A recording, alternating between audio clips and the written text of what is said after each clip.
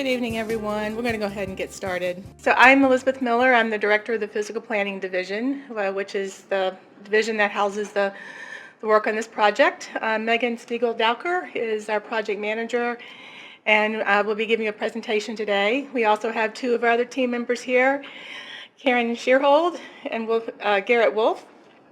And then also want to thank our IT team for staying late. And also welcome, we have one of our interagency working group members here, Jane Passman from the Smithsonian, thank you. And Paul, thank you too. So with that, we are really pleased to be here at this point in time in our work and to present the Monumental Core Streetscape project. This is a collaborative effort between 10 federal and local agencies to update a 1992 Streetscape Manual that essentially set out construction specifications for roads along the National Mall and the vicinity. And Megan will be talking more about that. The purpose of the manual is to really coordinate streetscapes between the local and federal jurisdictions, since a lot of our jurisdictions overlap in many areas. Today's presentation is going to focus on the framework, which is a conceptual framework for this the streetscape work we're doing. And we're also going to be talking about lighting policy. The streetscape framework will eventually lead to the development of streetscape guidelines and then updating our construction specifications. And the lighting policy will eventually lead to the development of lighting specifications that will also inform the lighting within the vicinity that we're going to be talking about tonight. So this is a policy level discussion. We don't go into a lot of the details or specs because we're not at that point. We did present this to our commission in November and essentially got their initial feedback, and so that's why we're here before you today. We'll be taking feedback from this meeting, another one tomorrow, as well as from other agencies, and in the coming months, as we start to develop the guidelines.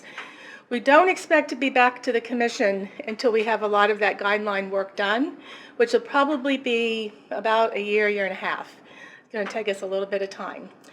So with that, I'm going to turn it over to Megan to get us started, and we have a 20-minute or so presentation, and we'll open it up for questions.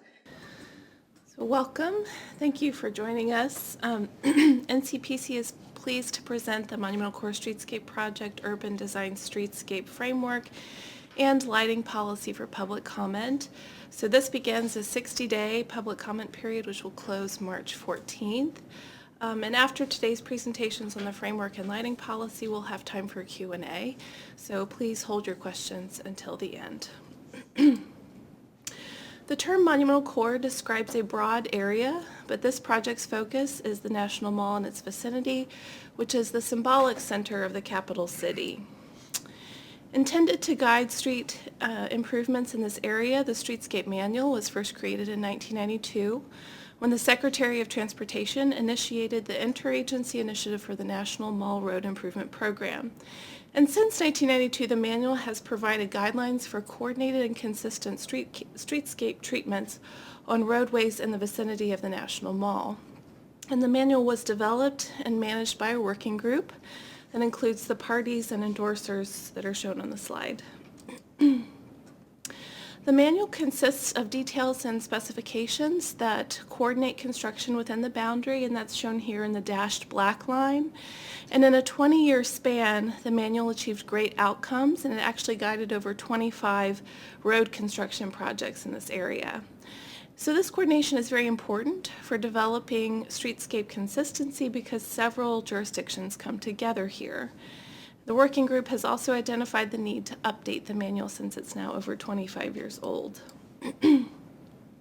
Within the Monumental Core, streetscapes reinforce its unique civic role as the nation's capital and create a welcoming and livable environment for people. So therefore, this is a place where the details matter, and streetscapes should meet elevated standards. So as we set out to scope the manual update, staff completed an assessment of streetscape planning documents and existing conditions, and some good and poor examples are shown here. Overall, the issues are summarized as a lack of streetscape guidance, particularly at a level that connects the construction details with a much broader vision, and a lack of thorough manual application, administration, and coordination. In 2018, staff presented this scope of work to our commission and the U.S. Commission of Fine Arts, which includes 4 products. So first, the Urban Design Streetscape Framework, including the lighting policy, which you're seeing today. Second, the design guidelines. Third, the construction manual. And fourth, an update to our Memorandum of Understanding to improve our working group coordination. So together, these documents will form the new Streetscape Guide, and the guide is not a capital improvement program. It will provide guidance during project development and review with the goal of developing streetscape consistency over time through incremental change. So next I'll discuss the Urban Design Streetscape Framework, which includes street categories, character areas, streetscape elements, and gateways, thresholds, and approaches. And I'll walk through each of these elements one by one. So first, starting with street categories. The street categories organize monumental core streets according to their national and local identity and spatial and visual relationships to nationally significant monuments, memorials, buildings, or open spaces. And these include radiating and edging streets, which are shown in magenta, connecting and traversing streets shown in light pink, and then local streets shown in white. So some of these streets connect to parks and other destinations outside of the 1992 manual boundary, shown here in dash gray. And we are working closely with the District Office of Planning and the District Department of Transportation to study these areas and determine how to coordinate federal and local guidance. So we anticipate there will be 2 products, a streetscape guide for the 1992 manual boundary area that will be approved by NCPC and administered by the agencies on the interagency working group. And the second product is a streetscape companion review guide for areas outside of the boundary that will be administered by the district. So to further describe the street categories, radiating and edging streets are those with national importance and symbolic meaning, and they radiate from or edge nationally significant structures and open spaces. Connecting and traversing streets are those with national and local importance and symbolic meaning, and connect multiple nationally significant destinations. And lastly, local streets are the orthogonal grid streets that support and highlight those radiating diagonal avenues and provide access to important destinations. So the second component is character areas. Character areas describe the unique land use, urban design, architectural, and landscape character within each precinct or neighborhood. There are 11 character areas shown in different colors on this map. Within the gray areas, there are also neighborhoods with their own unique streetscape character that we want to respect. So together, these areas represent distinguishable patterns in the built environment, not necessarily jurisdictional boundaries. So here's an example from the U.S. Capitol complex showing the legislative precinct with the U.S. Capitol building in the foreground and some images of the unique streetscape details that are noticeable at the pedestrian level. Next, I'll discuss streetscape elements. There are many different elements within the streetscape, and many of these are included in the 1992 manual.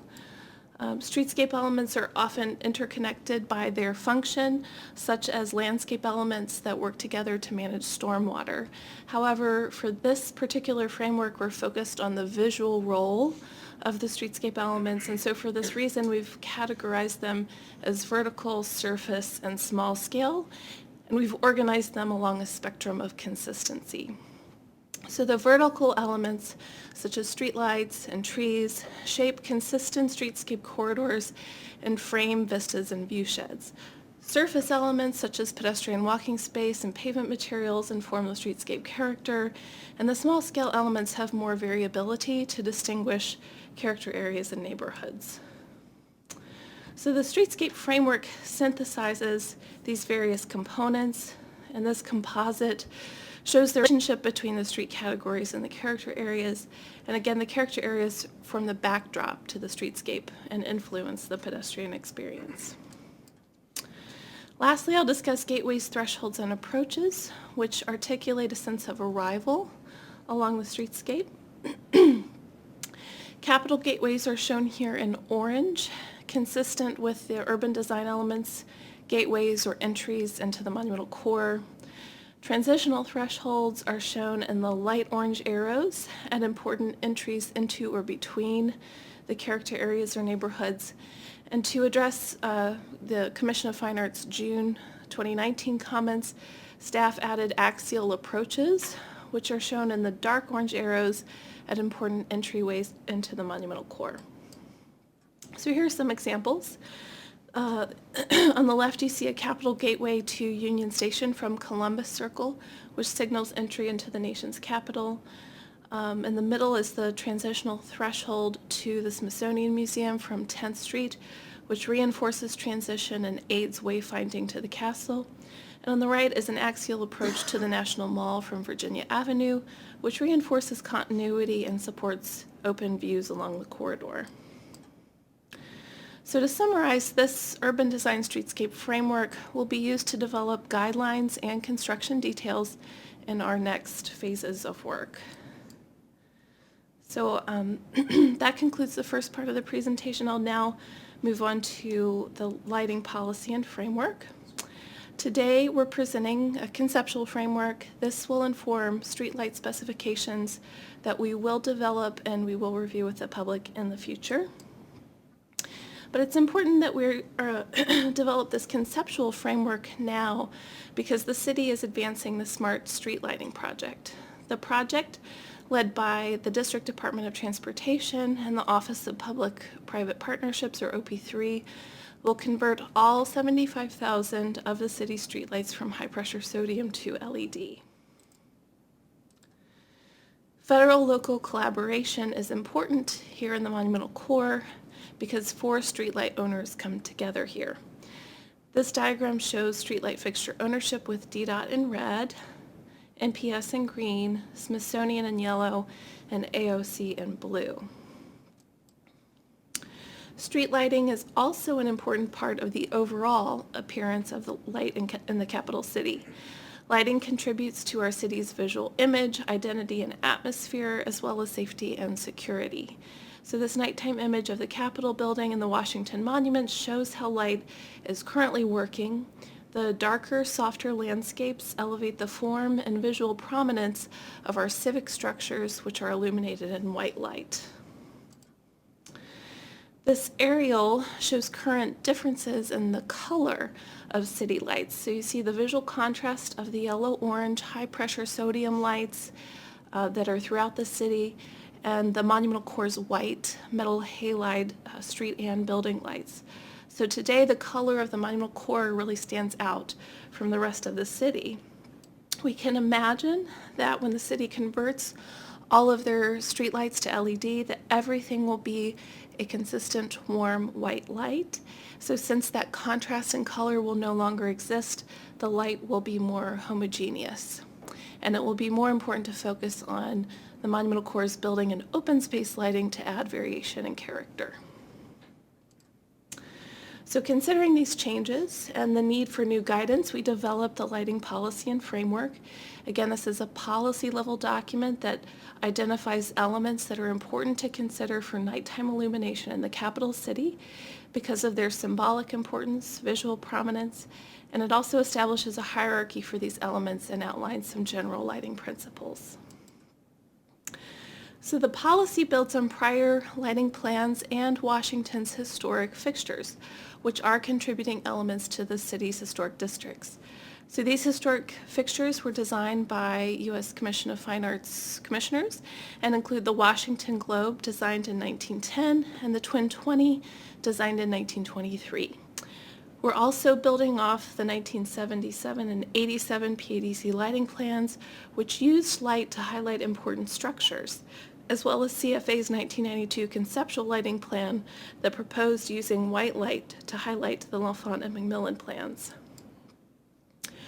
We're also building on federal and local policies, and there are several policy statements that specifically address lighting, and our new Parks and Open Space element recently added more. So taken together and in collaboration with the working group, we've established these goals for the lighting guidance. So first, to create a clear lighting hierarchy that respects and protects the symbolic meaning and nighttime appearance of iconic structures, landscapes, and streets. Second, to recognize the nighttime appearance of the existing urban context that surrounds this area. And third, to address contemporary street lighting issues, so namely, how do we balance the energy efficient LED with environmental and historic preservation concerns? And fourth, to build upon the capital city's historic plans by carrying forward important principles. So first, to establish a lighting hierarchy, we identified criteria for each tier, 1, 2, and 3, and the criteria relate to symbolic meaning and visual and spatial prominence. So this is not a ranking, but it helps to differentiate lighting treatments amongst the tiers. Next, we've assigned a tier to each of the following elements addressed in the lighting framework, which include the structures, landscapes, and streetscapes. And I'll walk through each element one by one and discuss the current policies we're building off of, the proposed tiers, and the proposed lighting principles. So starting with structures, we currently have policies that state that the Washington Monument and Capitol are the most visually prominent, and we've expanded on this and categorized these other structures that you see on the map into tiers. And again, the tiers are organized by symbolic importance and visual prominence, so they do not indicate a level of brightness. But the principles here are that buildings should have a clear lighting hierarchy and that their nighttime appearance should convey their symbolic meaning. Just for this lighting framework, we've expanded our context a bit to include important structures like St. Elizabeth's, Frederick Douglass House, and the National Cathedral. And while the framework does not dictate how property managers should use lighting, it does outline the general principle that architectural lighting should enhance buildings while protecting the night sky. Washington, D.C. is a city of white light, which is important to conveying a timeless image, dignity, and respect. And these aspects of white light are important for our national spaces, which often have commemorative, celebratory, and ceremonial uses. While other cities are trending towards colored light, the principle here is that white light is important to the capital city's identity and the harmony among its civic structures. Almost all permanent lighting for important civic structures is white. However, to celebrate art or special events, some buildings use colored lighting displays or projections on a temporary basis, so for several weeks or days. Considering existing lighting conditions, some stakeholders have advocated for a white light policy that builds on existing policies and agreements and that could be incorporated into the next urban design element update. The policy would apply only to federal buildings and state that white light is important to highlight and harmonize among civic structures, celebrating their significance, and support use of colored light and projections on a temporary basis. So next I'll discuss landscapes. We currently have lighting policies that discuss maintaining the dimness of monumental core parks and minimizing light pollution. We've expanded on our current policies and categorized landscapes into tiers. And the principles here are that National Mall lighting should accentuate iconic civic structures, and the L'Enfant Plan parks and open spaces should be highlighted by perimeter street lighting to convey their role in the city framework. Landscapes are subcategorized by settings to indicate their role as nationally significant open space, natural or waterfront space, urban or residential space. And each setting has special considerations for light, either requiring more brightness for visibility and safety, or requiring dimness to protect the environment or historic character. So the principles here are that lighting in urban settings should be brighter, and lighting in the other three settings should be dimmer. So lastly, I'll discuss streetscapes. The city has policies that support streetlights highlighting road function and wayfinding. The streetscape lighting tiers build on the streetscape framework and the principle of creating consistent corridors to support visual prominence of vista focal points. Again, we are working closely with the DC Office of Planning and District Department of Transportation to study areas outside of the boundary and determine how to coordinate federal and local guidance. When addressing street lighting and nighttime visual character, there are a few technical topics that are important to consider. These include uplight, color temperature, and brightness. I've worked to simplify these topics, and I'll walk through each one briefly.